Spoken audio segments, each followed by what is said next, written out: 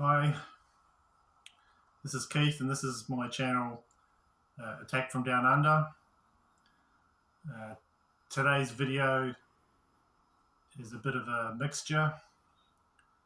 The first part of the video I'm going to talk about a little bit of controversy that's happened with my channel, a little bit about an independent record label I knew nothing about, and one of the most famous cricket bats in rock and roll. The second part of the video, if you're interested in 70s hard rock, will probably be of interest to you. So I've got a lot to cover. I'll get right into it. Probably about a week and a half now by the time I post this video. I did a heavy metal video.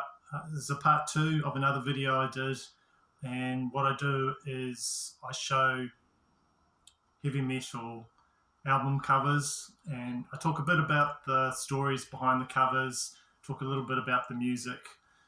And one of the albums I mentioned was Accept, this one here, Too Mean to Die, one of my favourite covers.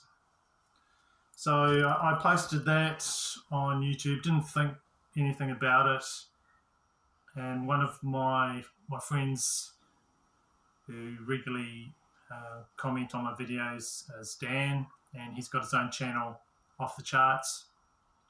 So he's tried to make a few comments, tried to tell an interesting story about that, and for some reason YouTube would not let him put comments, and they were deleted.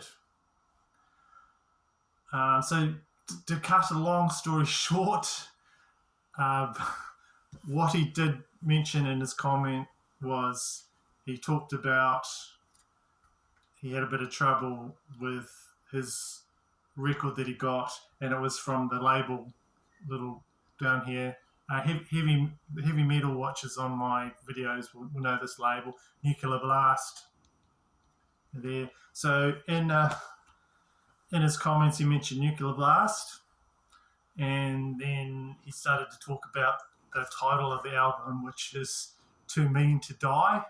So the combination of those two words seemed to set off a whole alarm bells with YouTube, and they were deleting his comments right, left and centre. And then I tried to send some comments to him, and they didn't show up on, because he did a response video. He's done a rant video about this whole thing. And I will leave links to that. It's a funny video. And so some of my comments on his response video were deleted, and other people who tried to comment. So anyway, so I just wanted to speak to that. I just wanted to just make it clear that I went through my settings. There's nothing to block anyone's comments or anything like that. And any comments you make will not be deleted. So that was just a little bit of funny thing that just happened recently. You watch Dan's video if it's of interest, especially if you make YouTube videos and you just run afoul of YouTube. This is what could happen, and that's what happened to me. You know, I've only been doing videos since the beginning of this year, so I had no idea about this. So anyway, moving on.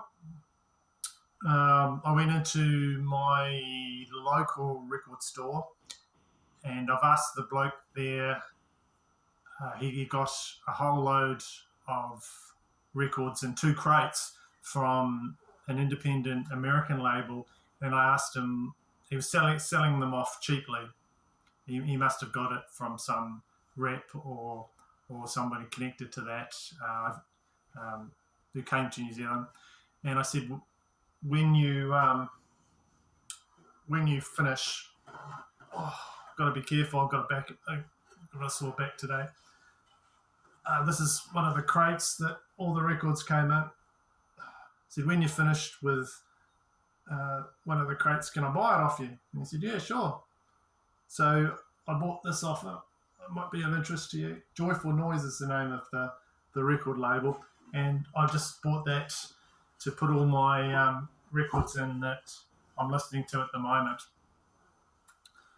So I knew nothing about that label, knew nothing about, there was a whole 2 crates worth of records there. The label's called Joyful Noise. You go there, Joyful Noise. And apparently they are an independent record label, and they're based in Indianapolis, Indiana, in the United States. They aren't really into commercial releases. It's all about, they say on their website, the art and the music. So they do a lot of limited specialty releases, very high quality from what I could see. They had a lot of records there, and they seem to have quite a nice variety. So I picked up, when I got that crate, I picked up one of the records, and this is the one I picked up. And this is by a guy called Kishi Bashi is the name of the artist. Japanese American. It's a pseudonym for, he's a bit of a violin virtuoso, Kishi Bashi.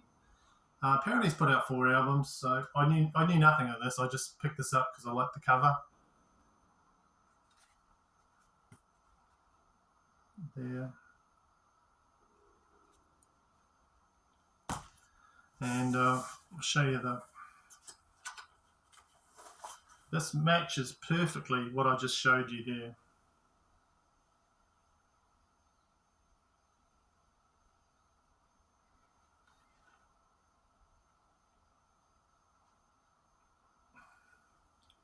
So this is sort of a gold black split colored vinyl. That's the name of the album there, Sonderlust. I'm not sure how to describe this because it's not all violin. It's really good pop vocals and easy listening sort of vocals, and very calming. It gets a bit jazzier, it gets a bit poppier.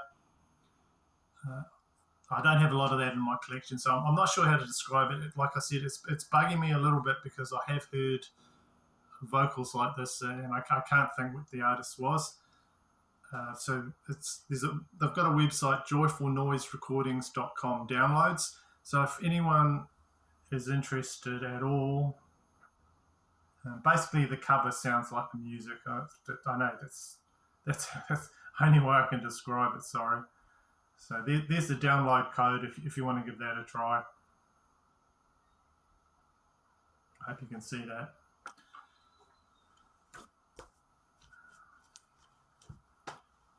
I might be getting more, I don't know. Not sure yet. So now I'd like to just tell you a bit of a story, and the story is just about probably the most famous cricket bat in rock and roll. I'm talking about this album here. If you know the White Stripes, this is probably one of their better known albums. It's called Elephant, and it's their 4th studio album by the rock duo Jack and Meg White. Right, that's the thing there. This is the 20th anniversary version that's come out just recently. I've nearly picked this up about 2 or 3 times because I've got this on CD, but I have to say I really do prefer the vinyl. It just I can hear a lot more in the guitars, and he loves his rich riffs, Jack White. So it's a good album, this one. But I just bought it on CD at the time. So I'll go to that story in a minute, but after I show you all the bits and pieces. A masterpiece regardless of hype, 20th anniversary limited edition coloured vinyl. There's a hype sticker there, it says. Right, so this is the latest version of the album that's come out. sort of a red and black swirl through the transparent vinyl.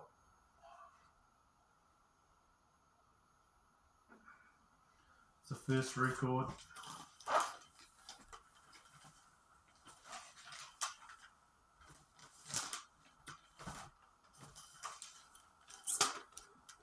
Show you the other one.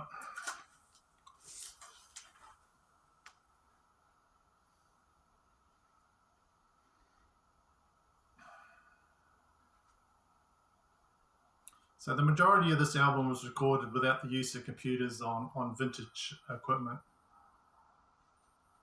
So he went old school on this. I think he used 8 tracks and things like that. He's really experimental with his riffs, Jack White. It's a good album. Classic 90s album, I would say. Like I showed you on the cover there, this cricket bat, so he's holding that on the cover. This has become quite famous, and I'll tell you why in a minute.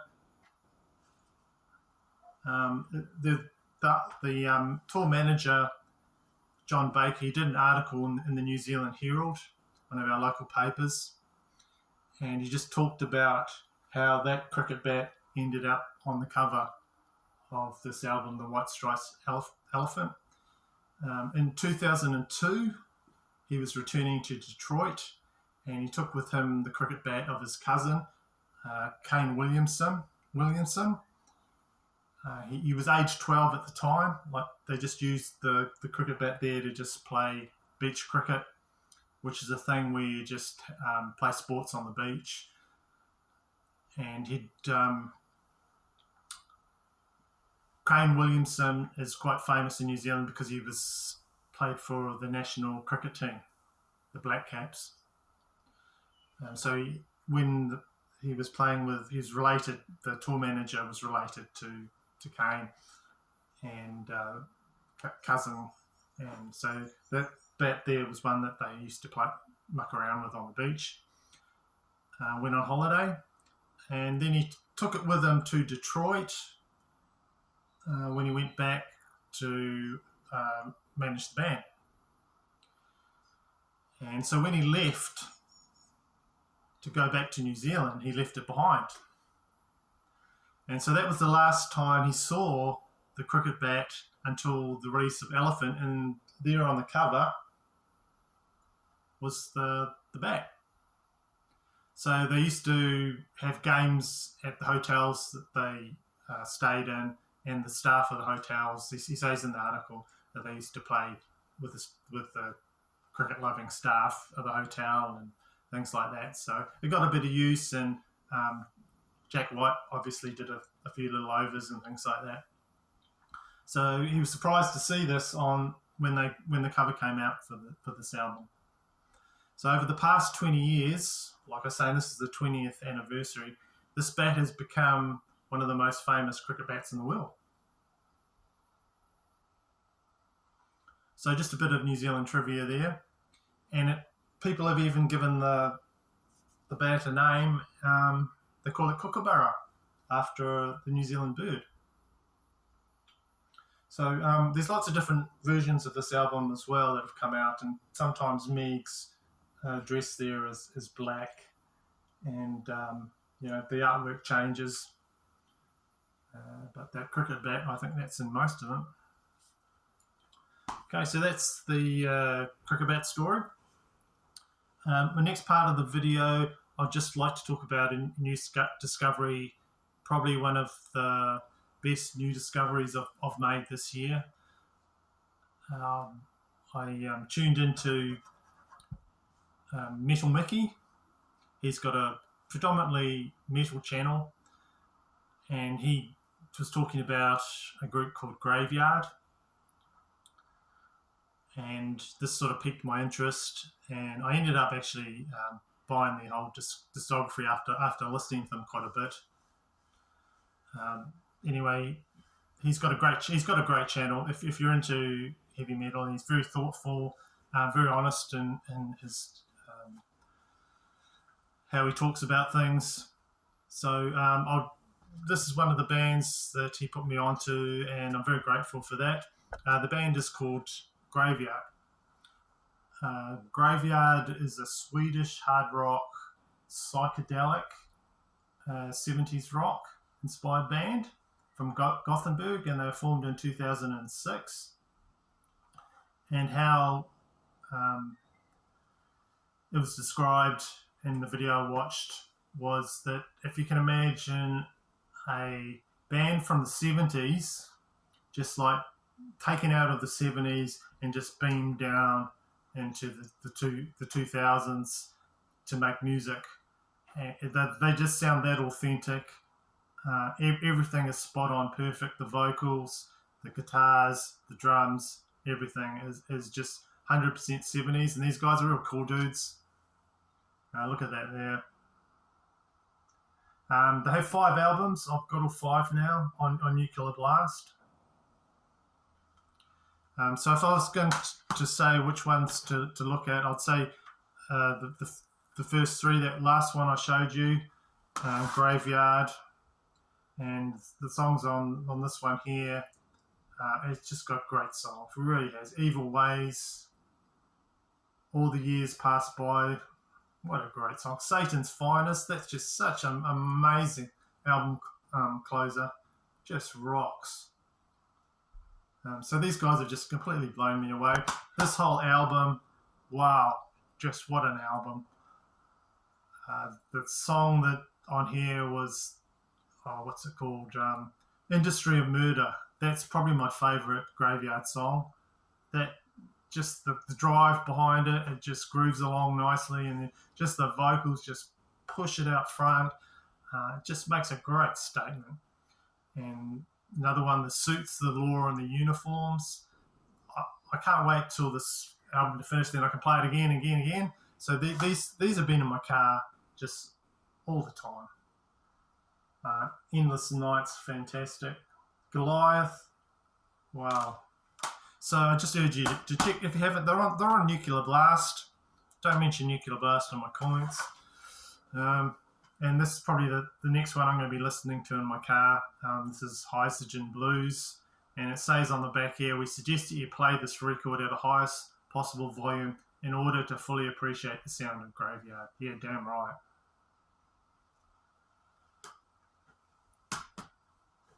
So they've got 5 albums, like I said, and they've toured with the band Witchcraft and Clutch, if you know them.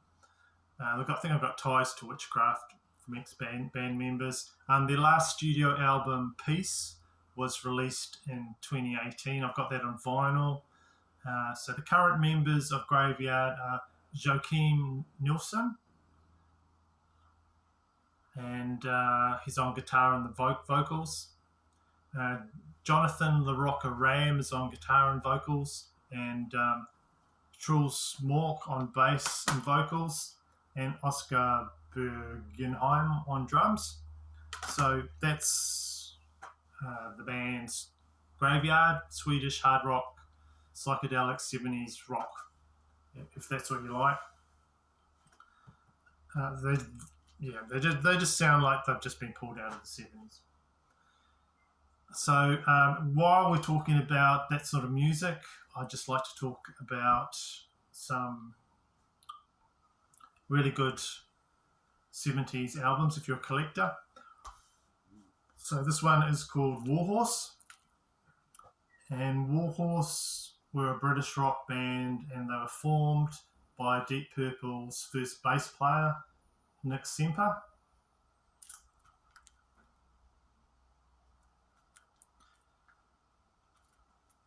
So I think he was sacked from the Mark I Deep Purple lineup by Richie Blackmore in 1969.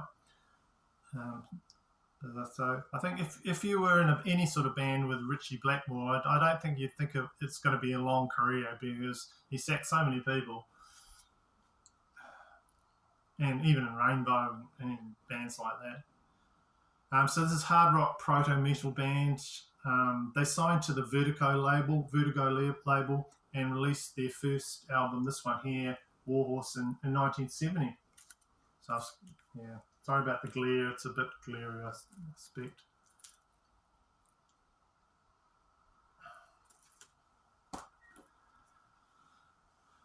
So the band, they started to tour and they didn't make a lot of headway. They were compared to Deep Purple, like I was saying. Nick Semper was in Deep Purple, one of their early lineups.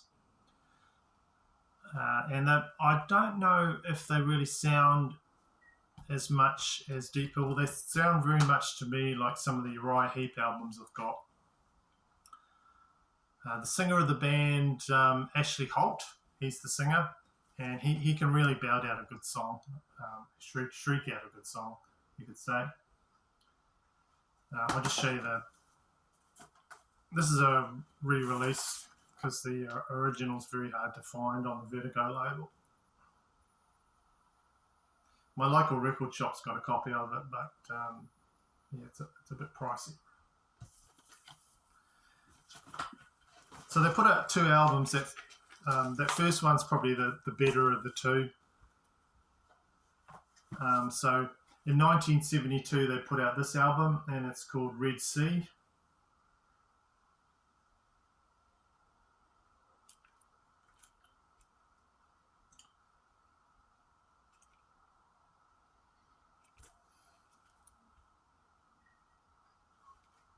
So that one's got more guitars. It's probably the heavier of the 2, but I do like the first one a bit better. So that album didn't do too well, and so they were kicked off the label, and that was it. I think they might have done some reunions and things like that, but that was it for Warhorse. Another album that I can really recommend, especially if you're into your Sabbath, is this one here, Jerusalem. It's so Black Sabbath. It's ridiculous. And these are just young guys on this album. It's Bob Cook guitar, Ray Sparrow drums, Lyndon Williams vocals, Bill Hines second guitar, Paul Dean bass. So if you like your Sabbath, you'll love this. It came out in 1972. It was produced by Deep Purple's Ian Gillan. And it really is proto heavy metal. And the lyrics deal with typical subject matter, such as murder, Grim Reaper, rotting in a grave. So if you like like I say, in your Sabbath, your Sir Lord Baltimore, this is right up your street. It's a crushing metal album, it really is. 70s hard rock. I'll just read what it says on the back. This is the first album by Jerusalem, a band that excites me very much. This is by Ian Gillan from Deep Purple. They are rough, raw, and doomy with their own strong identity, and they are young and they are a bit green, but don't follow many rules. So their material is almost crude, but still immensely powerful in content. You're saying it there. So pick that up if you're a Sabbath fan. I'm pretty sure you won't be disappointed by that. So that's my video. Bit of controversy, a bit about cricket bats, a bit about graveyard. A real mix today. Thank you for my subscribers. Thank you for commenting and liking my videos. And I'll see you in the next one. Bye-bye.